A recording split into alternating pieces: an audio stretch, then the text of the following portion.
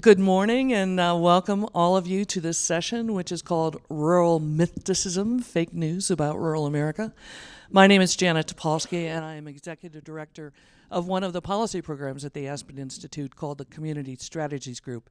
And we work with leaders at the community level all around the country who are trying to sort of advance their regional economies and help people on the economic margins get ahead at the same time. We've been around since 1985. And 75% of our work is in rural America. So we wanted to use the opportunity of having an amazing set of rural scholars and rural speakers at the festival this year to sort of have this session and to hear from them about what they'd like people who are non-rural in America to most know and understand about rural America, and that's how we're going to organize this session. Before we get started, though, I want to remind everyone what we officially need to remind everyone to please silence your cell phones, to invite you to share ideas or interesting things that some of these pithy people might say, or are you pithy people, or something you might say something they might say that's pithy. You can tweet that to hashtag Aspen Ideas on social media, and also ask you to rate the session. Okay, so the way we decided to organize this, because we have this amazing sort of a wide range of people who live and work in rural America here, is to hear from each of them first. And so I gave each of them an assignment, right? And the assignment was in 3 minutes to tell you who are sitting here, who came to sort of like participate in the session, what is the one thing that you most wish people who are non-rural in America to understand about rural America? And secondly, why is it important for them to understand that? And so the way we're going to start this session is to hear from each of them. They each have 3 minutes, so we're going to pretend it's like the debates, right? But they're not going to run over each other, because they're all wonderful, caring, giving, sort of well-behaved people from rural America. So, wait, I think maybe I got part of that wrong. Anyway, so we're going to hear from each of them in turn, and then we're going to open up to you to ask anything you want, okay, or to make comments or whatever. Let me just start. How many of you consider yourself people who live in rural America? Just raise your hand. So we got a bunch of rural people here, so they're also going to be testing whether what any of you say is the truth. All right, so with that, I'm going to start with the amazing woman to my right, who is Inez Polonius. Inez Polonius is the CEO of a community development financial institution called Communities Unlimited that works from Tennessee to Texas, working to provide financing and to do work serving underserved communities in rural America with business finance and assistance and other wonderful things. So Inez, you go first. All right. Oh, and tell them where you live. Okay, I live in Lincoln, Arkansas, right on the border with Oklahoma. We're a community of 1,700 people, and Mark and I live in the suburbs of that community. It's rural. So welcome. Thank you for getting up early this morning for a topic that I think is important to all of us, which is rural America. 21 years ago, when I decided that I was going to commit my career to rural America in the southern part of this country, I had no idea that I would have the opportunity to sit at Aspen and actually agree with Karl Rove. So, first of all, thank you to the Aspen Community Strategies Group for the invitation that all of us could be here. But Karl Rove was a couple of stages over yesterday, and he basically admitted that we have hollowed out the middle of the country and left millions of people behind, and that we need incentives to bring capital resources back into those areas. And so what I want to share with you this morning is this idea of persistent poverty, which I think to a lot of urbanites isn't necessarily something that feels very comfortable or something that you might be knowledgeable about. There are 21 million Americans that live in persistent poverty counties. There are 365 of those counties across the country, and there are basically, what it signifies is it's a federal designation that suggests that there are more than 20% of the population that live in poverty for more than 30 years. So these are communities that have a little bit different challenge than most rural communities. And really, truly, 20 years ago, we saw corporations disappearing. And right behind them went philanthropy. And so when you look, per person, the investment per capita of philanthropy in the United States and San Francisco is $452. This is a study that the Center for Responsible Philanthropy put out last year. In the Arkansas Delta, where we really need the resources, it's $40. So it's an 11-fold, right, difference between the two. So we have 50 people on the ground every day in these persistent poverty communities. We cover about 45% of them, and what we see is opportunity. We see incredible entrepreneurs. We see community leaders that want to roll up their sleeves and do something for their community. We see young people that are slowly but surely coming back. They're either bringing their jobs, they're bringing their businesses, or they just want to do something good for their hometown. These are the people that we need to be supporting. We call these the emerging markets of the United States. If you look at what happened in Africa 20 years ago, we would never estimate that today we have African economies that are growing more rapidly, much more rapidly than our own. Rural America gives us that same opportunity. So that's what I would like for you to take away from this. Thank you, Inez. We're going to move on next to Sarah Smarsh. And Sarah Smarsh is a journalist, but I think the reason a lot of people have learned of her recently is because of an amazing memoir she's written and talked about here at the festival already, I believe. Heartland, a memoir of working hard and being broke in the richest country on earth. And I have to say I'm 1/4 of the way from the end myself and feel like I know your entire... I live, just so you know. Yeah, I feel like I know your entire family, and there are a few of them I'd like to meet. Not all of them, but anyway. Right. But Sarah lives in Kansas, and you can tell us more about that, but also what would you like to offer? Sure. Thank you so much for joining us this morning to talk rural. So yeah, I'm a 5th generation Kansas farm kid. I do now live actually in Wichita proper. Don't throw me out of the room, but I'm just 30 miles from the farm where I grew up, and I'm out there all the time, and I'm writing in that space, and I'm working on these issues. What I want to give you this morning has to do with our image of what rural America means and represents, specifically in human form.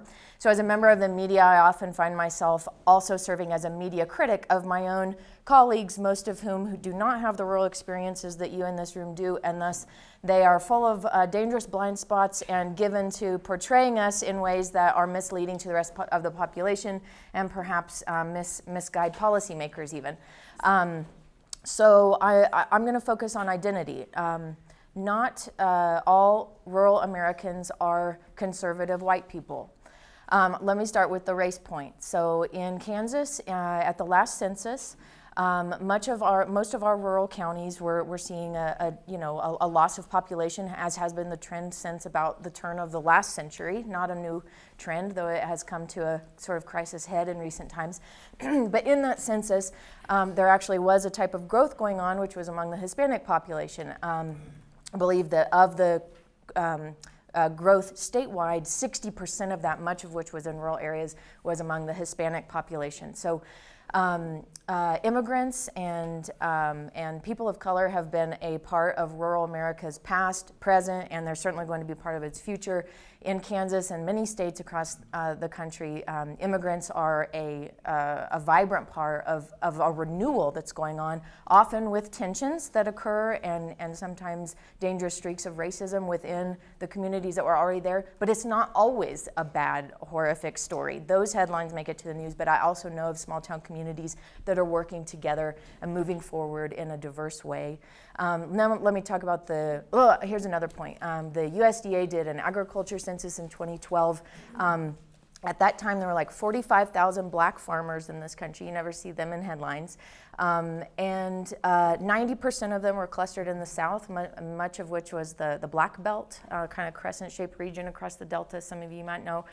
And they sold like a collective over $800 million of agricultural produce. That's including crops and livestock in the year of that census. That data is almost 10 years old, and I believe that contingent is growing. So while that's maybe perhaps just like a 1 or 2% fraction of overall ag in the country, and ag is not synonymous with rural, of course. But I'm just saying, like, these are places that are often portrayed in over-politicized headlines as entirely white conservative realms. And I can't get to the political point because I'm out of time on the conservative bit, but there's progressive folks out there too of all colors. I'll turn it over. Thanks. Thank you, Sarah. And this is a great lead into Jenny, actually.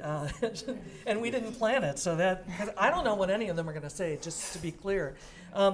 Next, we're going to hear from Jenny Stevens, and Jenny is Executive Director of the Center for Heirs Property Preservation in South Carolina, although it works not just in South Carolina. And it's a nonprofit that's focused on land ownership and sustainable use of that land as a family sort of asset building tool. So Jenny, your turn. Good morning. So, despite and actually to follow up with Sarah, what Sarah was saying, my point is I want to make people aware that African Americans in the rural South, they do own land. But there's a but to that.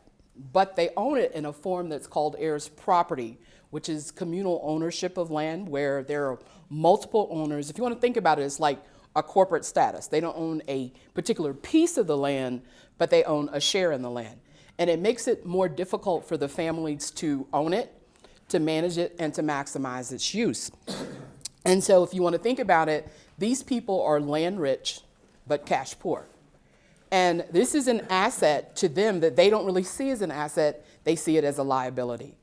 Because they're working for the land is not working for them. So the point to this is for these families to hold on to this land and for it to actually become a wealth building asset, there's some tools that they need. Education. Everyone knows that when you die, there's some form of a memorial for that person. But low-income folk don't tend to sit around the dinner table and talk about estate planning. So how do we get information to families so they'll know this precious asset that was passed down to you, you want to make sure that it goes to your descendants? The whole issue of legal services and providing direct legal services to these families so that they can resolve any of the title issues. These individuals, they cannot get a mortgage. They cannot access federal funds for either housing repairs or, God forbid, a natural disaster. We all learned about this during Katrina, where families could not access FEMA money. And so in cases where there was dilapidated homes, it still remained in disrepair or they could never return. So just want to let you know that African Americans living in the rural South, they do own land. But in order for them to maximize the use of that land, they need to access certain tools so that they could become an asset for them rather than a liability. Thank you, Jenny. Next, we're going to hear from Art Cullen, who, you look at the panel, he's obviously the token Pulitzer Prize winning person on the panel. So Art is editor of the Storm Lake Times, which is in northeast Iowa? Northwest Iowa, sorry, I knew that. Oh, well, whatever. Anyway, but he's a journalist. He's a journalist. Some of you may have heard him here at the festival already. He's got a little Mark Twain going on. And he's also... Bad haircut, anyway. He's also the author of Storm Lake, A Chronicle of Change, Resilience, and Hope. Art, what would you like to offer? Well, first, following up on what Sarah was talking about, Storm Lake is a town of about 10 to 15,000 people. We're not sure how many because 90% of our elementary school are children of color. 75% of them are Latino, working in meat packing. And Storm Lake has embraced the immigrant population despite our Congressman, Steve King. And so I think Sarah's really touched on the heart of a lot of the dichotomy going on in rural America. Storm Lake is blue and the rest of the county, Buena Vista County, is red. There's 39 counties in northwest Iowa. A strong majority of them, according to the Iowa poll, highly respected poll, believe in a pathway to citizenship for undocumented immigrants, yet they vote for Steve King because of abortion, not immigration. And the other point I'd like to make, since I'm a reporter, I do follow-up. Even in answers, we do follow-up. And that would be that a lot of the reporting I've done that led us to a Pulitzer Prize was on surface water pollution by agriculture in Iowa that's killing the Gulf of Mexico, killing the shrimping industry. And there's a climate crisis going on. It's already, we didn't get corn planted until June 1st, which should have been planted in late April. Our soil's washing away 4 to 10 times faster than nature can regenerate it. And there's hope in that rural America can lead us out of this climate crisis by changing our landscape use from a corn, soybean monoculture to rotational grazing involving cattle who do fart. However, we can remove 10 to 15% of the carbon of the atmosphere out of the atmosphere by changing our land use to a healthy, sustainable rotational grazing program that will restart local food processing in rural communities, will attract more immigrants who I call the new homesteaders in the upper Midwest. They have revitalized Storm Lake. Storm Lake would be dead without Latinos. And there can be a rural renaissance going on around climate change, around solar, wind, and around grass, and going back to what our grandfathers did, planting rye, legumes, and nitrogen-fixing plants, and reducing our commercial fertilizer use. We're at an inflection point right now. Iowa farmers have lost money 6 years in a row. There's this trade war going on that shaved 30% off the price of soybeans. We realize we're chasing our tail in the export market. We have to change. We have to change rapidly. In 30 to 50 years, we won't be able to grow corn in Iowa because of the warming climate. Our name is the tall corn state. Thank you. Thank you, Art. Next, we're going to turn to Carrie Mayu. Carrie is, I'd call her an up-and-comer, except she's already there. She's a program officer at the Hutchinson Community Foundation in Hutchinson, Kansas. And I just think she's great. She's one of our scholars this time. Carrie? Thanks, Janet. Good morning, everybody. I'm so glad to be here with you. I live in Reno County, Kansas, just a county over from Sarah. And so I am a young professional, somebody who chose to move back to my hometown about 6 years ago. But I think the community narrative, or the national narrative, is the brain drain away from rural America and people in their 20s that go away to school. But the counter narrative is the brain gain. And rural sociologist Ben Winchester out of the University of Minnesota talks about that and the data. People coming back or choosing to move to rural in their 30s and 40s. But here's the problem with that: childcare. I luckily moved back home where my family is and my husband's family is, and so when we decided to have children, we have family taking care of our kids. But the common story in our community is the second you find out that you're going to have a baby, you call a child care center first and get them on the waiting list before you call your husband. So it's not a joke, actually. It's true. And so in rural communities, the market does not take care of the gap. We have about a 50% gap in what the demand is for childcare, especially for infants and toddlers, versus the availability of it. And it gets even harder when you get out into the even more rural parts of our community.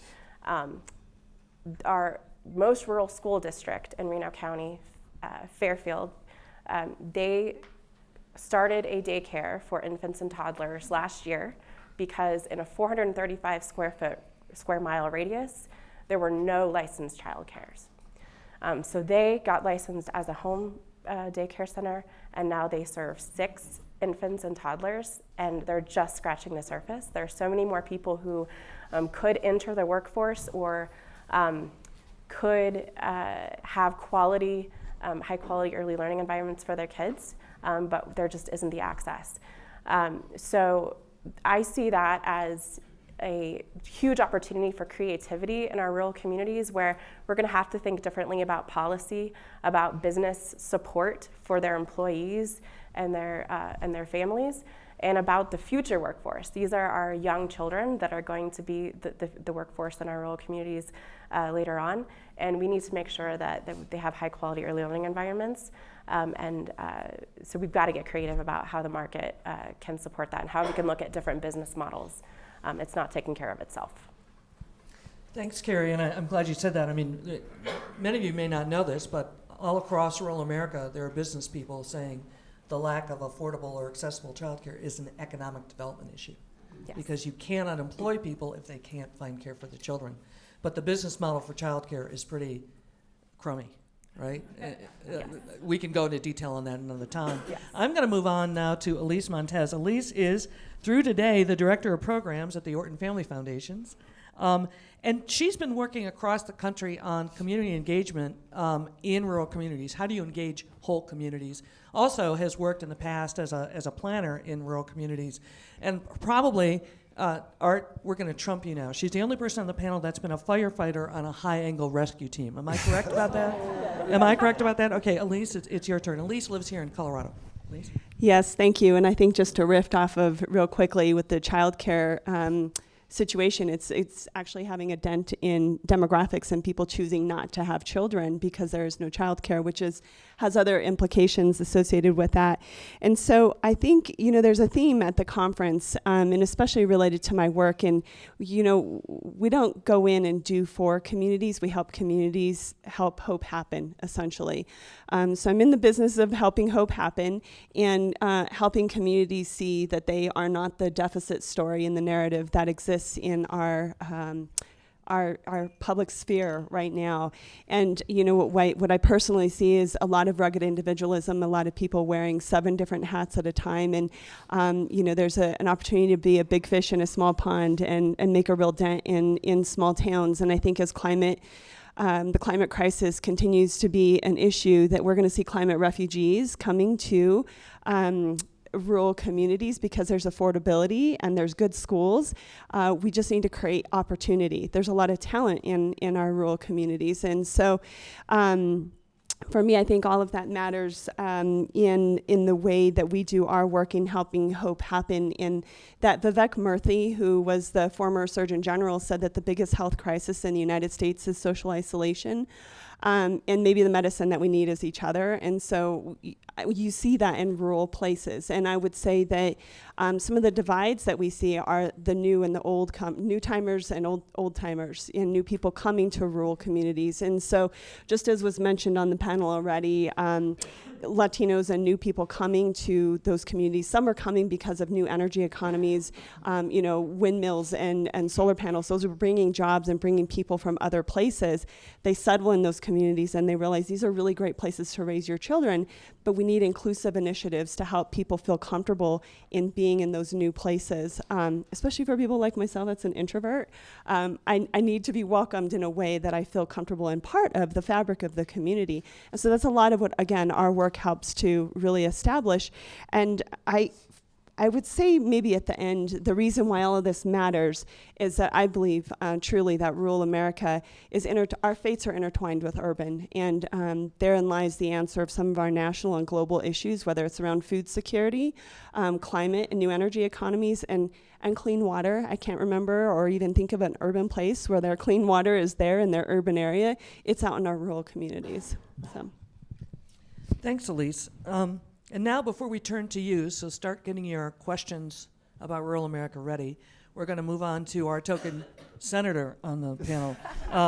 North Dakota's first female senator, who served from 2013 to 2019, Heidi Heitkamp.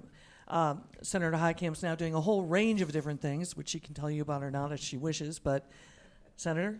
Thanks so much. Where to begin? I agree with everything that's been said here, and we can talk about the rural economic conditions. We can talk about who rural America is. And I get questions as I travel all over the country and all over the world, who is rural America? And I say, they're you. I mean, this idea that people in rural America want something different than people in urban America is just off the charts stupid. I mean, seriously, think about that when they say, how do I talk to someone from, my hometown, which is 90 people? I say, probably the way you talk to me. I mean, there is this wonderful opportunity that we have to stop drawing differences and start realizing we are all in this together. And so politically, we are challenged in rural America.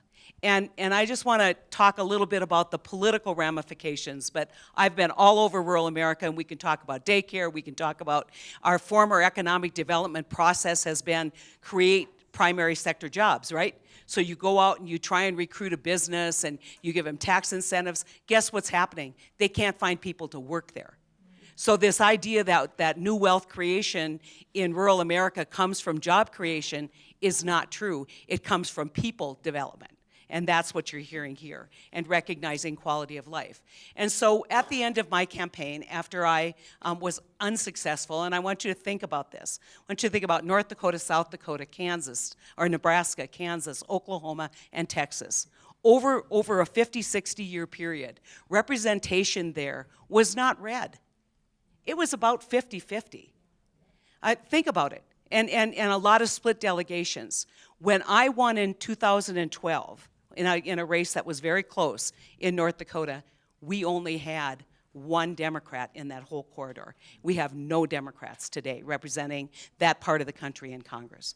And so when we transitioned out of the campaign and said, what should we be doing? We created a project called One Country, onecountryproject.com.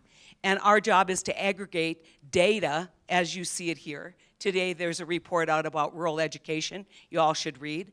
Only less than 40% of kids in rural Georgia schools actually take the ACT, much less go to college. So talking about those demographic issues, those economic issues, but also talking about how do we bridge this gap in this country. And that's why we called it One Country, because we want our project to be a way that we can introduce rural America to other people around the country, and also do a deep dive on how we can begin to have a political conversation so we can be successful. I wake up every morning wondering what I can do to make sure that this president doesn't get a second term, and one of the things that I can do is turn the dial just a little bit in rural America and get a few more votes out there. If that had happened in 16, we wouldn't have had the outcome that we had. So thank you. So now it's your turn. And so what we're going to do is welcome questions. There are some of you who live rural who might think we need to say something else, or the people who watch this later may need to know something else about rural America, and you're welcome to do that too. But you don't get more than a couple minutes, just so you know. And if you do, turn your face to the camera so they can catch you, okay? All right, so let's start over there, right there. Hi, I'm from Wyoming, where the entire state is rural. And we have, in our particular area, the center of the state, we have a boom-bust economy, which might be different in your areas. And as we sit through these conferences and learn about climate change and how we're trying to move away from fossil fuel, I'm extremely concerned for our local economy, because we are oil and gas, we are coal, which is almost gone already now. And we've never encouraged our men to go to college because you could make more money in the oil field. And so my concern is, how are we going to adjust to this climate change away from fossil fuel and still employ anyone in our community? So I've asked that. We have one, at most two people respond to that. Who wants to take the first crack? I'll Okay. take that. One of the things, North Dakota is not that much different. We're thriving and younger because of the energy boom, not because of agriculture. One of the things that we need to address globally on climate that is not popular to talk about with a lot of kind of far progressive ideas is carbon capture. And we're doing some incredible works, not just in air capture, but carbon capture behind fossil development. And I think that we have to transition, and this is just my opinion, we have to transition from this fear of fossils to how can we make clean energy work in America. And so one of the big initiatives that I did when I was in the Senate was a provision called 45Q, which is expanding tax credits for carbon capture, sequestration, and utilization. Carbon's a resource. We should be capturing it. We should be utilizing it. And so my pitch to you is join us in the carbon capture movement, and we might be able to survive. But if the energy industry continues to stiff-arm this, they will suffer, the oil and gas industry will suffer the same consequences as the coal industry. So we need to all get on the bandwagon and realize we all can contribute, and carbon capture is a path forward. I think both Inez and Elise have a little comment on this. Do you as well? So thank you, Senator. Elise, do you want to go first? Go ahead. Well, just Go real ahead. briefly, a very on-the-ground tactical example here in Colorado. One of the rural communities that we worked with was a coal mining. 3 major coal mines closed within a 5-year period, and literally there was someone that owned a barn and knew how to do fiber optic and brought in all of their friends. And over the weekends, they were literally showing people how to splice fiber.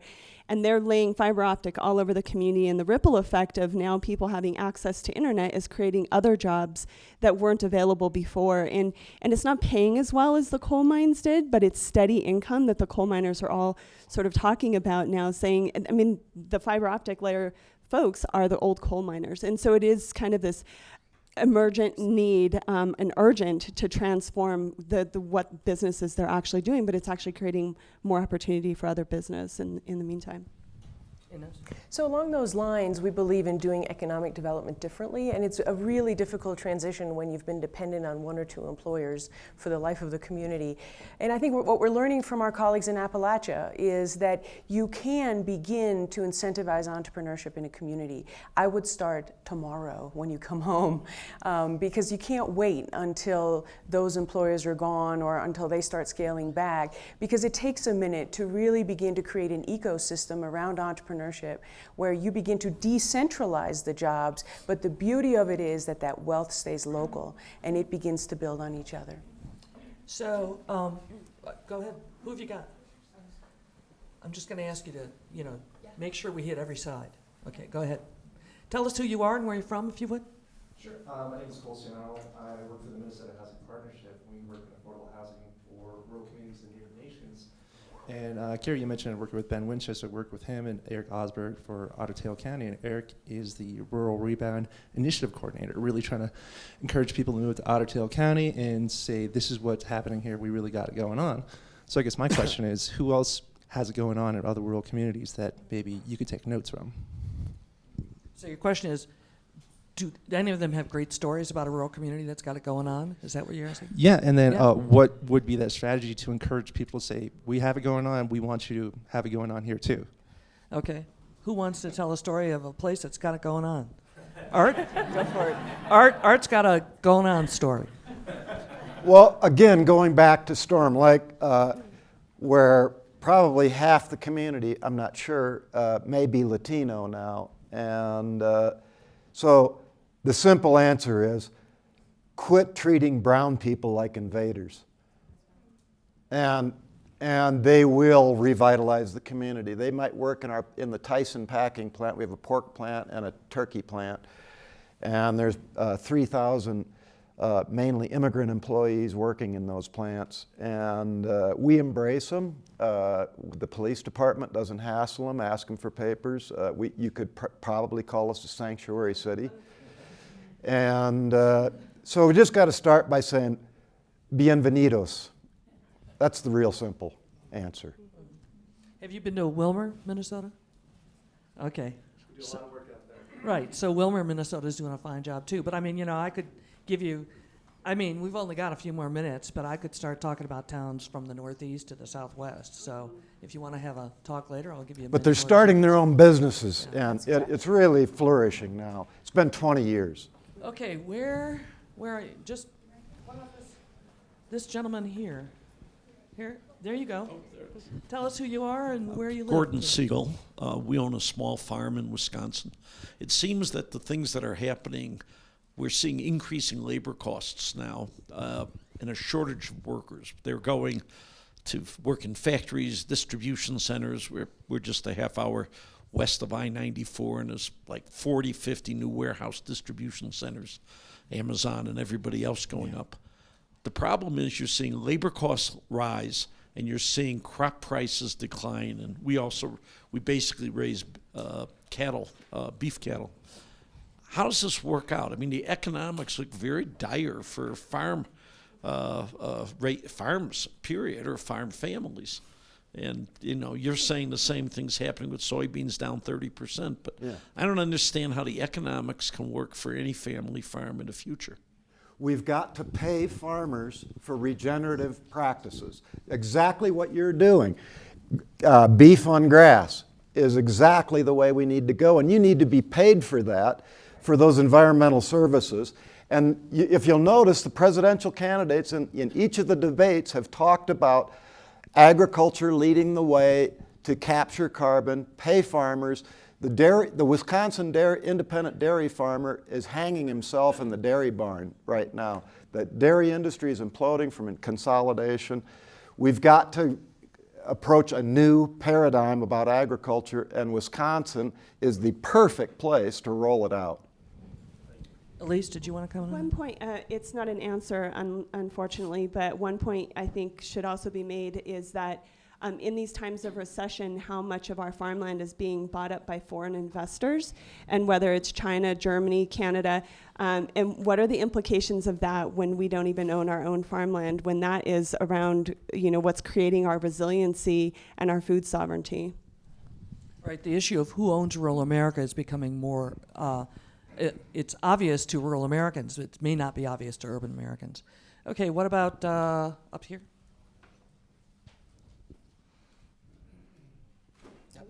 Sorry. No, right here. This wonderful woman right here. There's Right in front of you. I have a quick question. She's had her hand up a long time, sorry. How do the small communities go about attracting immigrants? You're at the border in a desperate situation. How would someone know to go to rural Iowa or North Dakota? Or I'm sorry. I have great friends at a foundation in Dubuque, Iowa, and I've really been astonished with what they're doing there. And they've started years ago with creating inclusive initiatives. And literally, when Katrina and other, past Irene hurricanes hit, they weren't talking about trying to take supplies down to the border. They wanted to take empty buses to come bring people back. And so they were talking about inventorying their entire housing stock and where's their available housing, and they can actually help use some of their grant money to pay for a year's worth of rent for people to come and live in their communities, and hopefully entice them through some of the inclusive and readiness work that the communities have been doing to welcome immigrants into the community. And so I think it's a twofold. You have to sort of market and promote yourself, but we also know that inclusive initiatives from the Knight Foundation has done a report on Soul of the Community, and GDPs are higher in communities that can actually have better inclusion and amenities and things like that. And so I think it's a lot about communities just doing the ready work and preparing themselves before you promote it. My brother is bringing Guatemalans from Dubuque to Storm Lake to work in the meatpacking plants. I think Canada is a great example of kind of this entry into the country to placement and welcoming, and I think it's something that we need to look at. But it involves a faith community, which is unfortunately incredibly absent in much of this debate right now. They've decided to kind of sit in the background and watch what's happening. And so I think that there are great models of how we can do this. The question is, it goes back to the theme of this program, which is myths, right? The myth is you won't be welcomed. And so if you are a community that has figured out how you can tell people, if you come here, you can thrive, you can work. In North Dakota's example, most of the people of color historically have been doctors, they've been professionals, they've been professors, they've been, so that's the rural experience with people who are different or diverse, and that's been a positive experience. So I think there's a role model there that we can build on. Yeah, there are many refugee resettlement programs. So when you think of immigrants, you have to think about every nationality. So in Willmar, Minnesota, which I talked about, I think the grade school has it's more than a dozen languages entering the grade school. And we don't think about that in rural America, but it's true all over. 30 in Storm Lake. 30 in Storm Lake. 30 languages of the children entering the grade schools in these small schools. Can I just point out, though, rural America is not right now welcoming America. So let's just not pretend that there's this fantasy out there. All we got to do is make connections. We have to change hearts and minds. Yes. And that's hard work. And so one of the things that I think we need to do as communities is begin to change hearts and minds. But if we've done listening, and you guys can go out on our website and read what rural America is saying about immigration. And if you went on our website and you were a recent immigrant, you would not move to rural America. But it depends on the place. Right. It does depend on, there are some places that are very welcoming and some that still are not. Right. Yeah. Okay, so where are you? How about the gentleman who you almost gave the mic to? All right. My question has to do with affordable housing, and I'm wondering, in our community, Red Wing, Minnesota, affordable housing is really a barrier to economic development. The companies in Red Wing Shoe Company, 3M, other companies, are struggling to find employees to expand, and so they're thinking about expanding elsewhere. Do any of you run across really creative and innovative ways to increase affordable housing in rural America? Gary? Well, I think a tool that more rural communities need to be using is impact investing and partnering with community foundations, using our assets as a community foundation in a different way to create an immediate social return is something we're just starting to do in Hutchinson. But that is a tool where you're sitting on all of these assets that are currently invested in the stock market. You could take a small portion of that and invest it in rural housing or entrepreneurship or daycare. So we did a project like that. The first project we did for impact investing was a nonprofit Chodo, was trying to do infill housing in an area that was blighted. They did a pocket neighborhood, but they had a gap of about $250,000 that they couldn't get traditional financing for. So we bought a portion of that loan for a lower interest rate for 15 years. And so we're using our assets as gap financing. And I think the state of Kansas is looking at that as a tool for addressing affordable housing and partnering with community foundations. So I'd look at that. Yeah, I really would look at some of these very creative rural development intermediaries. We have a brief on the back table that you can pick up about this. They're community action agencies. Like there's one in West Cap in Wisconsin, the Garrett County Community Action in Western Maryland that have done some amazing work developing workforce housing. But it takes the kind of analysis Carrie is talking about. Why isn't it happening? Where's the gap that the commercial lenders won't fill? And how can you find some interesting ways to leverage other kind of capital to invest in the community? But someone's got to really think about it, right? Yeah. Over here, right there. Hi, my name is Larissa, and I grew up all 18 of my growing up years in southeast Nebraska on a family farm that went bankrupt. And I've now been living on the East Coast primarily in DC for over 15 years. Sarah, I want to thank you for your book, because it's the first book that I've ever read that makes me really feel seen. It's the first book that I can really say, this is my life, because nobody in DC gets that. My question both for you and for the senator is, how do we scale rural literacy? And for those of us who have no intention of going back to rural America, what advice do you have for us on how we can be advocates for the place where we came from? When you say rural literacy, can you define what you mean by that? It's building bridges, building understanding beyond, breaking folks out of the stereotypes that rural Americans are conservative, white, and small-minded. Right. Building beyond, Hillbilly Elegy became like, oh, now I'm rural literate. I've read Hillbilly Elegy. Got it. Let's get beyond that. Yeah. Well, the first thing I would say, other than buy my book and read it, no, I'm just kidding, is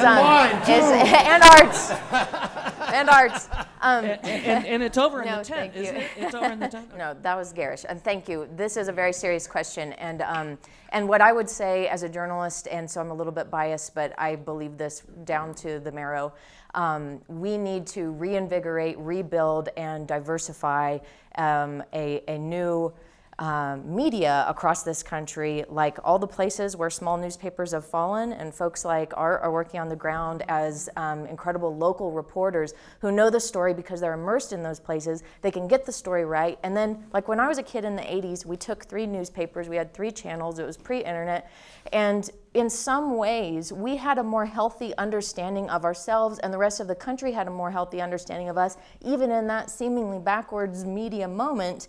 Compared to now all of our technological advancements, what's happened is a collapse of all of those local, that's an old story, the collapse of local reporting. Now we've got like these national hubs parachuting in, trying to tell the story we can give the New York Times hell all we want for not getting it right, but how could they? It was never their job to understand every little corner of this country. Sometimes they presume to do so, and that rubs me the wrong way. But any investment in diversifying and broadening the media ecosystem so that then the story is not, the reporter does not have the blind spot that allows for the egregious, misleading headline that gives, rural America has always been caricatured. That's been since the dawn of this country, and it's a global phenomenon, actually. But it does seem to have become a sharply dangerous situation in terms of this now rural-urban divide narrative that drives up cable TV ratings, and those folks don't know nothing about where I come from. So yeah, I'll turn over to the Senator. So you want people to become woke on rural issues, right? To use the vernacular of the day. The one thing that I would tell you is that politics drives this, because everybody wants to know this reliable red blotch that's rural America. They're all the people that Sarah just described, small-minded, blah, blah, blah. And so what we're trying to do with One Country Project is basically reintroduce rural America in a political context. And the mistake that rural America is making is they're becoming reliably red. They're going to become reliably taken for granted and reliably painted all with one brushstroke. And if we can bring back some political diversity to rural America, we will build a better understanding of what rural America is, I think, nationally. And that's really our goal. Jenny, do you have any comment on that? On the sort of how does America get more literate about the rural South, or Inez? Well, I think communities also have to do a better job of telling their own stories. A reporter told me this one time. It's like, look, I can write your story for your organization, and I can send it to my editor to have it read and possibly included in the newspaper, but 9 times out of 10, it's not going to get there. But you can go on social media yourself, post your story, and reach as many people as I would. And I think that we have a responsibility, people who live in rural communities, to tell your own story. Because otherwise, I always like to say this, make sure you're ahead of the game. If you tell the story, you can shape what is said. But if somebody else tells the story, then they can say whatever they like about you. And I think that we, as I said earlier, have a responsibility to tell our own story. Can I add one thing, please? Sure. I'd also like to note that I get published in some national publications every now and again. And if I send them something that actually talks about rural America in real terms, it gets rejected every time. Yep. I got rejected by everybody recently on a piece that describes a guy who's living in Auburn, Iowa, population 300, and how it's a broken town and everybody who has some place to go is left. And they said, no, not interested. You got anything on Joe Biden? Okay, over. It's true. Hi, I'm Judy Samuelson. I work for the Institute in the Business and Society program, and I'm stuck on this question of the economics of family farms. Last week, Amazon announced that they're going to be bringing down prices at Whole Foods. And I don't know anything about Whole Foods supply chain where they're buying from. But it seems to me that time is ripe for a well-orchestrated campaign at the retail level, focusing maybe on the Kroger's kind of empire or another major retailer, to kind of start connecting their practices and their supply chain practices back to this question of the health of the country.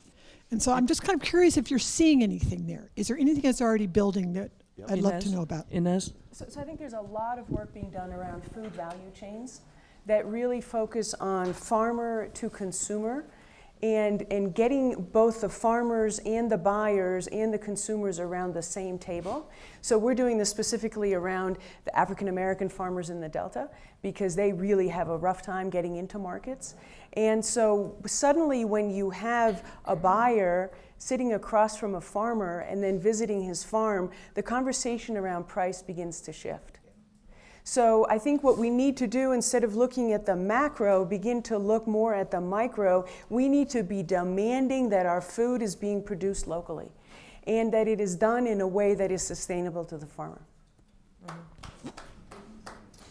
So, And General Mills is already doing this. They're already talking to people in North Dakota and South Dakota about converting to organic because consumers are demanding healthier food.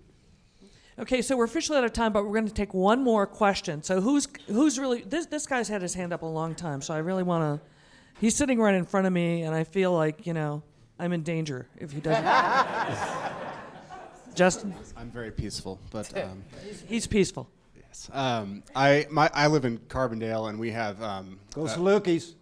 Carbondale, Colorado. Oh! Thought you meant Southern Illinois. We don't You have. could have said Springfield. That would have worked too. We have no sports teams, but we have a lot of recreation, I'm Midwestern centric. which is what my question is about. I think 30 years ago, Carbondale was probably primarily an agricultural community, and there still is a lot of ranching out there for sure. But now there's a lot of rec with mountain biking and hiking and camping and Outdoor and recreation is a very big growth sector. Yeah. And I find that the ranching community has been very much in line with it, and you might have a cow in your campsite on occasion, but I think both sides respect each other. I'm wondering if that's is that an exception, or is that the rule across the country where public lands grazing is so common? I think 80 or 90% of grazing here is on public lands. Is that a trend that's happening nationwide, or is it just out here? Inez?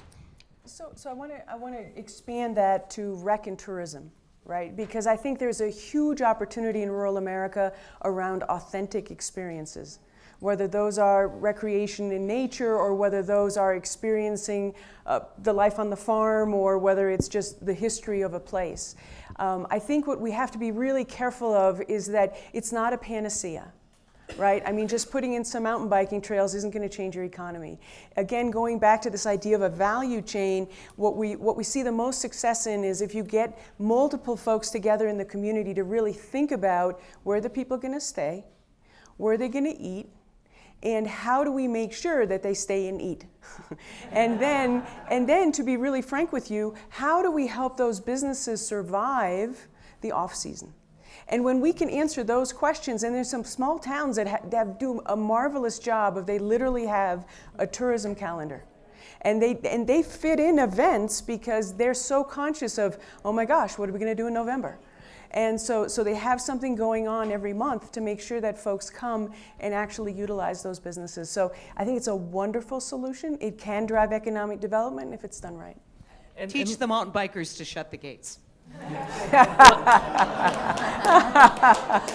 The other thing I would say is that'll go a long way to combining the relationship.